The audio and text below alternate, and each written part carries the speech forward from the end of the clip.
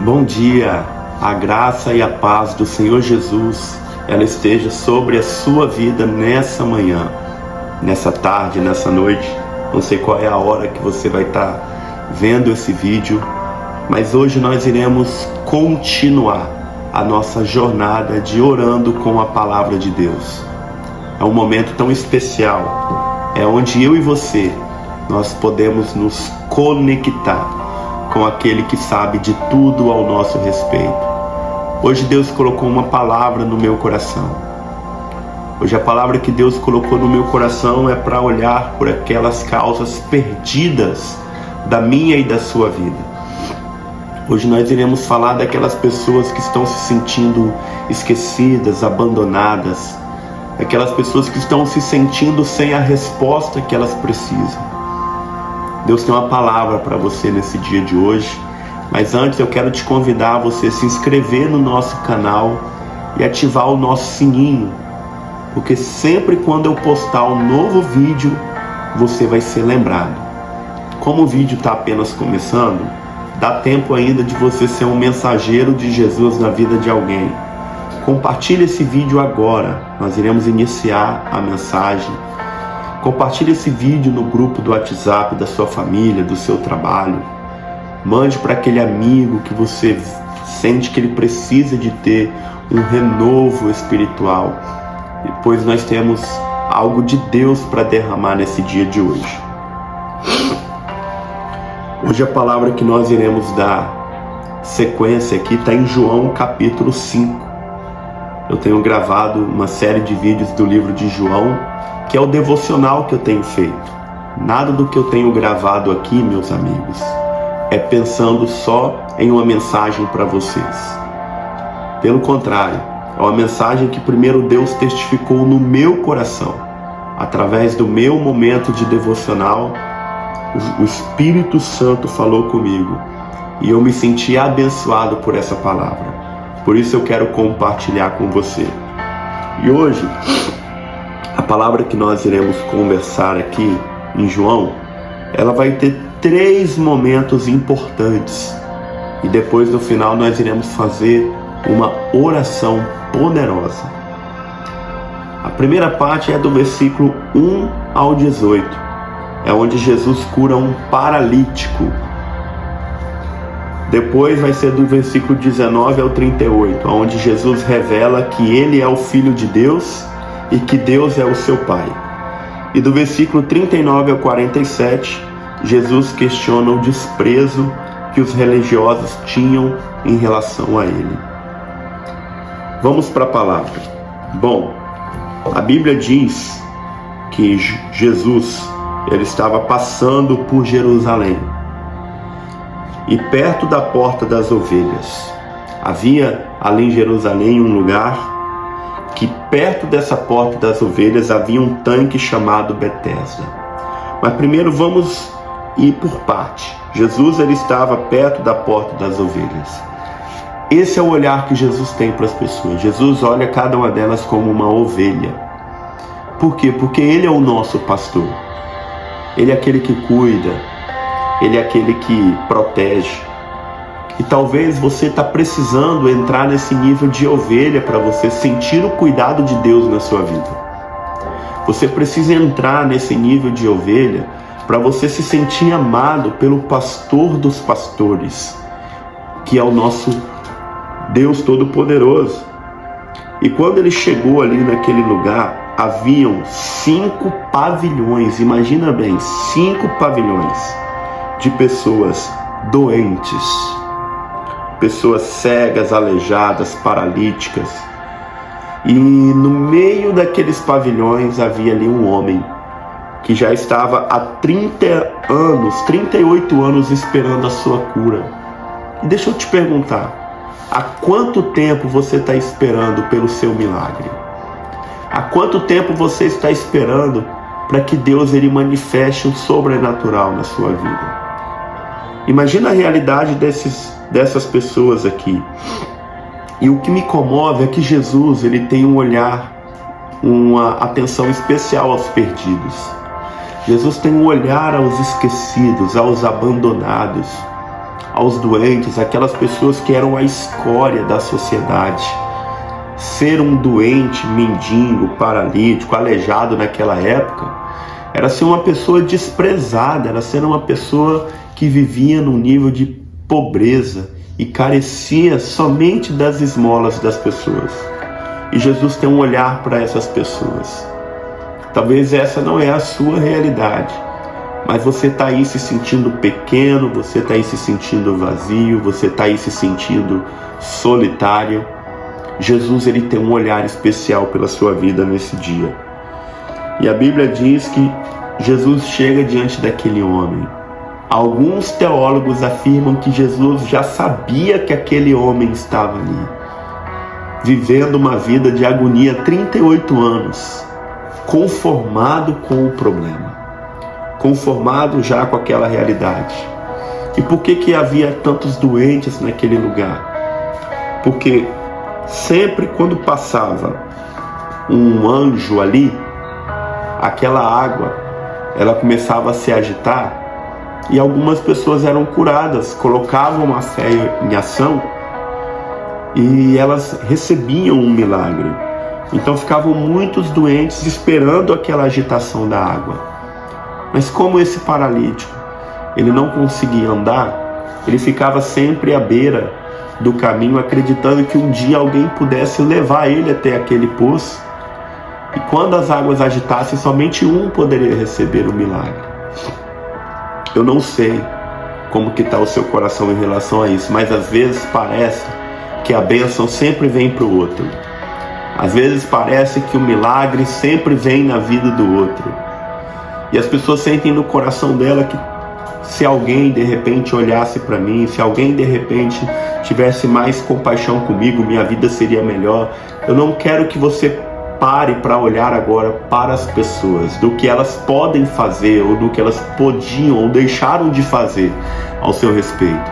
Eu quero que você comece a pensar agora o que Deus pode fazer em você e através de você. Deus pode fazer algo tremendo sobre a sua vida. E Jesus chega para aquele homem e pergunta: você quer ficar bom? É desejo do seu coração ficar bom? E quando Jesus pergunta, esse homem, ele responde: Senhor, como que eu vou ficar se eu não tenho ninguém que me leva? E Jesus deu uma palavra para ele. Jesus disse: levanta-se, pegue a sua maca e comece a andar. Jesus deu uma palavra, deu uma ordem. E aquele homem acreditou na palavra de Jesus. E a Bíblia diz que imediatamente ele pegou a sua maca e saiu e foi curado. Olha que coisa linda. O que o poder de uma palavra ela pode fazer?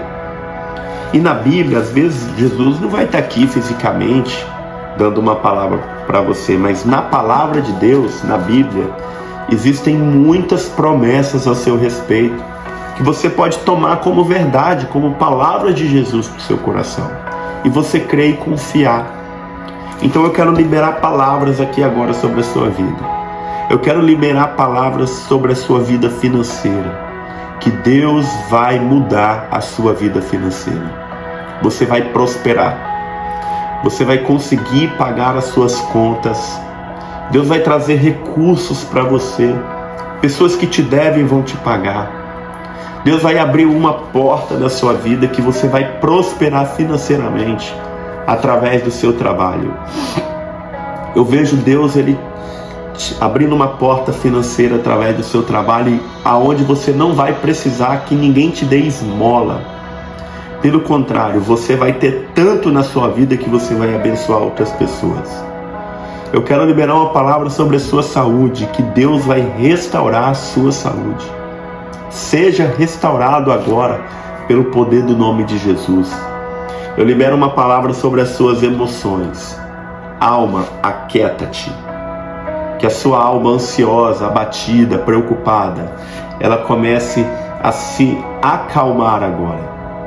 Que você possa ter equilíbrio emocional, autocontrole, para que você consiga encarar a sua vida sem ficar vivendo no nível do desespero, da angústia. da solidão. Eu quero liberar uma palavra sobre a sua família. Que haja paz no meio da sua casa. Que todo espírito de contenda, de divisão, de calúnia, de brigas, que sejam jogados fora em nome de Jesus. Que na sua casa haja a paz verdadeira. Isso são palavras, querido, onde você pode tomar posse para você, e aquele paralítico, ele tomou posse dessa palavra. E isso foi algo sobrenatural sobre a vida dele. O milagre começou a partir da fé, a partir dele acreditar. E às vezes, a realidade da sua vida, ela está dizendo assim, não vai dar certo. Talvez a realidade da sua vida está dizendo assim, não tem jeito.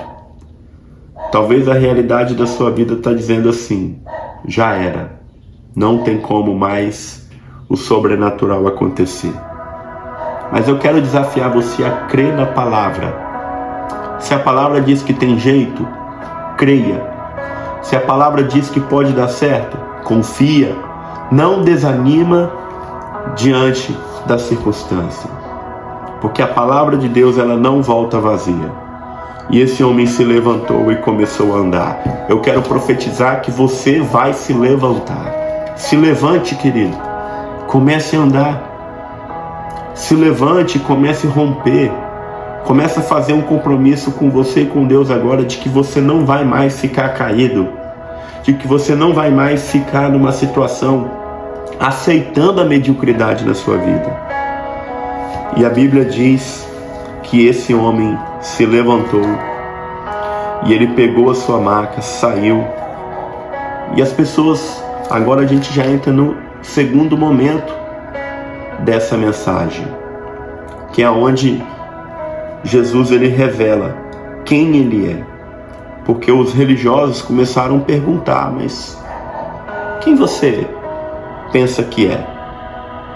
Quem você acha que você é para você fazer essas coisas? Curar pessoas. E Jesus, ele revela, eu sou filho e o meu Deus é o meu Pai. Até então, pela primeira vez, Jesus revela Deus como Pai. Até então as pessoas só conheciam Deus como Senhor, como Todo-Poderoso, como aquele que tem todo o poder, como o Yahvé, como o Adonai. Mas Jesus vem agora mostrar um novo conceito de se relacionar com Deus. Ele apresenta Deus como Pai. O Pai que deseja cuidar do Filho.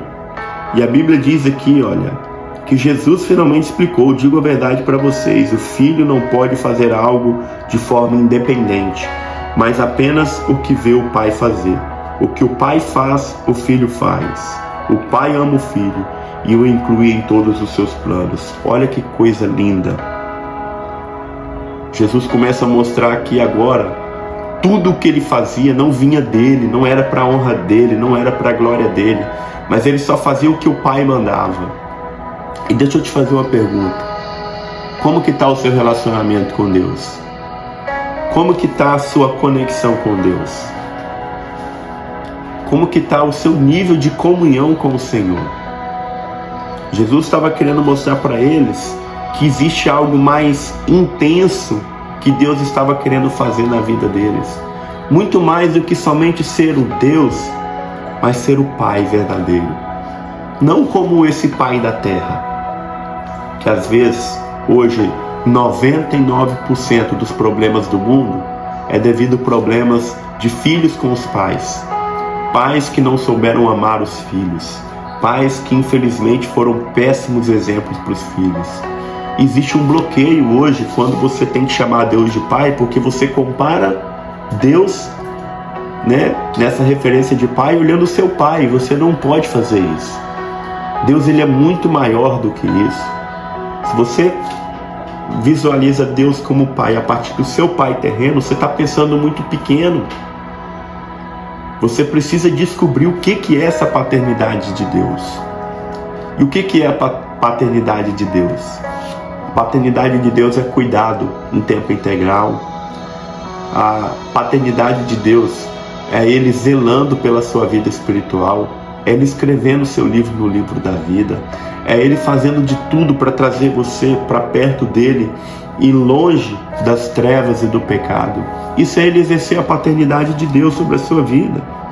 E esse relacionamento de Jesus com Deus começou a mostrar uma nova forma de se relacionar com Ele. Eu quero ministrar sobre a sua vida também que você vai ter um nível de intimidade com Deus que você nunca teve. Você vai ter um nível de relacionamento com Deus que você jamais imaginou ter. Por quê? É algo que vai fluir de dentro para fora. Jesus, ele tinha essa comunhão com o Pai muito parecida quando Deus criou Adão lá no Éden. E lá no Éden, Adão, todos os dias, ele tinha aquele encontro face a face com Deus. Os dois eram amigos, os dois tinham comunhão. Esse é o nível de intimidade que Jesus quer resgatar. Ele quer restaurar aquilo que Deus gerou no Éden, Ele quer trazer para a sua vida hoje. Onde você possa ver Deus face a face na sua vida. E o último momento dessa mensagem apresenta Jesus tendo que lidar com o desprezo dos religiosos em relação a Ele. Infelizmente, esses religiosos, eles só tinham a experiência da religião. Eles foram ensinados a praticar a religião. Eles não foram ensinados a ter uma comunhão, uma intimidade, um relacionamento. Eles simplesmente cumpriam os atos religiosos e os mandamentos da lei. E aquilo preenchia o coração deles com a sua espiritualidade. Mas Jesus, ele veio para fazer uma obra totalmente diferente. Ele veio para dizer que a obra de Deus é o arrependimento de pecados. A obra de Deus, quem faz a obra de Deus é uma pessoa que está o tempo inteiro se santificando e se moldando para viver nos padrões eternos. E esses homens, eles não respeitavam Jesus. A Bíblia diz aqui, Jesus dizendo: vocês não me levam a sério. E aqueles homens ficavam perguntando, querendo comparar Jesus com Moisés. Porque Moisés foi o nosso líder. No deserto, ele dava pra gente o maná, né? Ele nos deu, além de nos sustentar no deserto, ele também nos deu a tábua da lei. E a Bíblia diz que Jesus declarando que nem a Moisés eles deram importância, porque muitos deles não cumpriam o que estava escrito na lei. Porque tudo que Moisés trouxe na lei era reflexo de uma promessa do que Jesus viria a cumprir. E esses religiosos não estavam tendo sensibilidades para enxergar o valor que tinha na vida de Jesus. O que isso significa para você? Que muitas vezes as pessoas não vão enxergar o seu valor. As pessoas, elas vão te colocar numa forma e elas vão querer ficar te comparando nos padrões de igreja, de religião, no padrão delas. Só que o padrão que eu e você devemos viver está aqui, é o padrão do céu, é o padrão da palavra, é o padrão divino, é o padrão de Deus. E foi isso que Jesus fez. Ele vivia 100% no padrão de Deus. E ele se revelou nessa terra sobre a direção daquilo que Deus estava dando para ele. Eu quero liberar sobre a sua vida que você vai se posicionar nessa terra sobre a orientação e a direção de Deus. Você não vai ser confundido e não vai precisar mais ficar batendo cabeça, se questionando: meu Deus, o que eu tenho que fazer? Só dando mancada, vacilando, dando mole pro diabo. Querido, está na hora de você viver o evangelho de verdade, porque aqui você vai encontrar o posicionamento necessário que você precisa viver para guiar a sua vida, para viver bem com Deus e com as pessoas ao seu redor, da maneira mais plena, da maneira mais genuína possível. Eu quero orar por você. Eu creio que essa palavra, ela trouxe fé ela trouxe esperança, ela trouxe força espiritual ao seu coração. Eu quero ativar isso agora em nome de Jesus. E quero te convidar a você orar comigo. Se você quiser fechar os seus olhos, ajoelhar ou ficar com os olhos abertos, mas dentro de você confirme essa oração, porque eu creio que Deus, Ele vai entrar nas suas causas hoje, por mais impossível que seja. Eu creio que Deus vai fazer a obra dele sobre a sua vida. Senhor, meu Deus e Pai, nessa hora nós oramos. Pedimos a Ti, ó Deus, a graça e a misericórdia para que possamos entrar na Tua presença. Ó Deus, quem somos nós? Homens, mulheres, pecadores. Mas nós dependemos do Senhor e necessitamos do Senhor. Hoje a minha oração a Deus é para que o Senhor venha sobre aquela causa perdida que está sobre a vida do meu irmão. Que em nome de Jesus, ó Deus, aquela pessoa, aqueles homens, aquelas mulheres que se sentem, ó Deus, abandonados, esquecidos, sozinhos, sem ninguém nesse mundo. Eu quero nessa hora, Deus, ministrar sobre eles, que eles possam, ó Deus, sentir o aconchego, sentir o abraço de Jesus. Se você puder agora se abraçar, sinta o abraço de Jesus sobre a sua vida. Você não está sozinho. Assim como Jesus foi lá encontrar aquele homem que estava há 38 anos à espera de uma cura, Jesus, Ele está vindo ao seu encontro hoje, e Ele vai se encontrar com você, e Ele vai te perguntar: você quer ficar bom? Você quer mudar de vida?